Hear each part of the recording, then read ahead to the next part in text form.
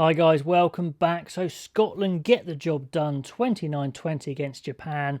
Not a classic, but finish off the autumn with a win. Japan certainly better than their outing against Ireland, for example, but no, not good enough. So let's get into the game, see what comes up, what talking points there were. And straight away, my notes were infinitely better ball retention from Japan. So they're starting to throw the ball around, but teams these days know what's coming from Japan, so they cover it well. It's hard work for Scotland, but they are organising themselves very well. So I don't see any particular problems for Scotland in the phase play for Japan. 4 minutes in and quite a big comparison. Scots are going a lot more direct, making good ground, and it's pretty easy. Candy off a baby try with Van der Merwe pick and go. That was too easy from Japan's point of view. 5-0, a good start for Scotland, and danger signs already for Japan. Their defence can look fragile. I've talked about it quite a lot in previous match reports with Japan. Continues to be the case. But they go through their phases well. They're keeping the ball. They're moving it nicely. Not much penetration, but they get a penalty, 5-3. It's pretty relentless ball retention from Japan. Scotland just need to stay patient, but they don't give away a silly ruck penalty. But that's missed, so they stay ahead. Now, the crowd's very quiet. Scotland only really get their second spell of possession 20 minutes in, and their maul and their scrum, though, is looking very strong. It looks too much for Japan. All I think they need to do is stay patient at this point, but they go for a few grubbers. I don't think they need to give the ball away, so they don't really get any points from it. And Scotland midfield is really putting Japan under pressure in defence, forcing them back, so Japan aren't really going anywhere either. Then we get our first major line break on 23 minutes. Individual brilliance for Matsushima, gets a penalty, gets them to 6 points. Now, this time, a couple of minutes later, it's Hogg's turn to line break. Indeed, Scotland do stay patient. Japan just can't defend enough, and they can't plug the holes, and Hogg finishes indeed, and he gets his try record. So great from him. Maybe that's why he had his hair and his teeth done just for this moment, but good for him, record holder there.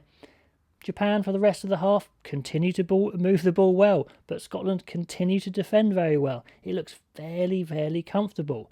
And again, they just need to stay patient, stay clean. They should be fine. But Scotland's discipline is just letting them down a tad when I don't think they need to push it. Van der Merwe continues to be a beast. I mean, he's just been a revelation for Scotland. Handing off guys, choke slamming them almost off him. Pretty impressive stuff. Japan, they're sharp, but just not enough bite. And then just before the break, 2 genius touches from Russell, one with a boot, one with a long pass and a bit of speed, puts Darcy Graham in space out on the right. Class try, 19-6, so nice half-time lead of 19-6. So the second half starts with Scotland's major weakness, their discipline. A yellow card for Batty gets another penalty for Japan. Scotland kick Japan the ball back when they don't need to. They get another penalty, so it goes 19-12. So really they've got a lot closer without doing a lot. And I have to say at this point, the referee, I think it's Brendan Pickerel, was very strict but very fair. I thought he had a great game. Clear, consistent for both sides, so well done the ref. Nice to say that sometimes. But it takes 53 minutes, or after 53 minutes I should say, Scotland recover and start to reassert that dominance in the maul, in the power game. It's just too much for Japan when they can go to that game. It looks like that should be the game done when they power over for a try for McAnally, 26-12. And again, I make a note, teams are just not surprised anymore by the speed that Japan move the ball. They're ready for it, and they just need to add a power game. Now, after 60 minutes, Scotland are looking well on top. Russell and his attack are flowing. They look high on confidence, and I'd be surprised if Japan mount a comeback. But then a big moment. Matsuda makes a 50-22, which turns the game on its head. They get a 5-metre line out, and Tatafu crashes over. And I was just asking if Japan could bring a power game. Well, him as a sub made a big difference. A bad misconversion, though, so it goes 26-17. And again, Tatafu's power is making a massive difference a few minutes later.